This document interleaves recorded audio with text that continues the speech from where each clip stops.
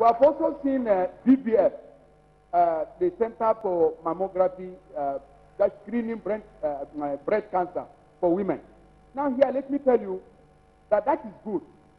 At the federal level, what the federal government has done is to ensure that every federal medical center has cancer screening capacity. Every federal medical center, every teaching hospital in Nigeria has cancer, not just for brain cancer, cervical cancer, all ranges of cancer. We are doing this, and equipment has been supplied, a lot of training has taken place. But it is good to come to a state and see that states are also doing the same thing. Because it's one thing for the federal government to do it, and then you come to states, it is not being emphasized. Like I said, governance is a partnership. If you are doing something at the federal level and it is replicated at the state level, it gives it momentum and it helps people to understand because the federal government does not have its citizens different. Whatever we do is for the citizens of the state.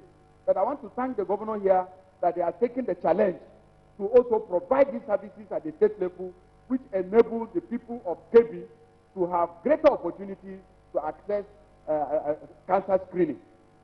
Now, I want to come to agriculture, which for me is the subject matter for Kebbi. Now, when we arrived, before now, the Minister of Agriculture, Dr. Adeleke, has been telling us at the Federal Executive Council that the federal government, through the program, the Agricultural Transformation Program, will make this country self-sufficient in rice production in between now and 2015. In addition to that, part of the target of the federal government is to create between 3 and 4 million jobs in agriculture between now and 2015. The Minister of Agriculture kept emphasizing Kebbi, Taraba, Ebonyi, and states in the range of rice production. Now, the reason for this talk is that we want to see whether the promises of the federal government, the state government, that we are making to the nation are really taking roots in the field. Now, we have been in Kebbi in the past few days.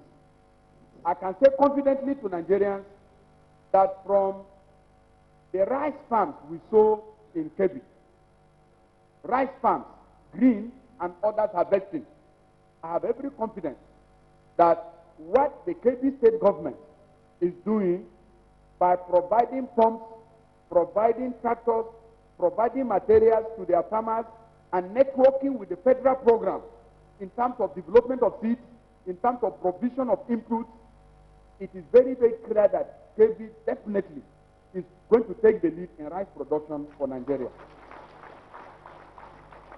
Now, this is very significant. Your Excellency, we waste billions and billions every year to import rice from Asia, which is really a shame because Nigeria has greater capacity than most Asian countries to produce rice for the rest of the world. But here we have a country where we sit on our capacity. And this capacity is more in northern Nigeria because the north has greater arable land than the rest of the country to produce food. And this is what the Sadona was doing in the 50s and 60s, by placing the north in the forefront of agriculture in Nigeria. Now, since that time, because we discover oil, the granite pyramids have disappeared, sesame seed virtually gone. Why will the north continue to sit on its own capacity when indeed the north can really earn more money from agriculture than we are getting from oil? Every day, we go and sit in Abuja and argue about the revenue formula, whether there should be onshore or offshore, whether there should be 13% or not. What has happened to our own resources? Why can't each of us in the north, each of the 19 states in the north, is bigger than many states in West Africa and greater capacity, even more in population? If some West African countries, less than each, the smallest state in the north, are able to run countries, why is it impossible for us in the north to tap on our natural resource of agriculture to earn more money for the transformation of northern Nigeria? Now, this has been the challenge in the north. Whether you trace it to unemployment, whether you trace it to violence, whether you trace it, it is because we have not put our money where the strength of our people and their own comparative advantage lies. Now in Kebbi State, we are beginning to see this happen. The Zuru rice farm and also the Suru, you know, there is Zuru and there is Suru. What is common to them is rice. And I understand that in each of the 12 local governments, in 12 of the 21 local governments in Kebbi, rice is produced in commercial quantities.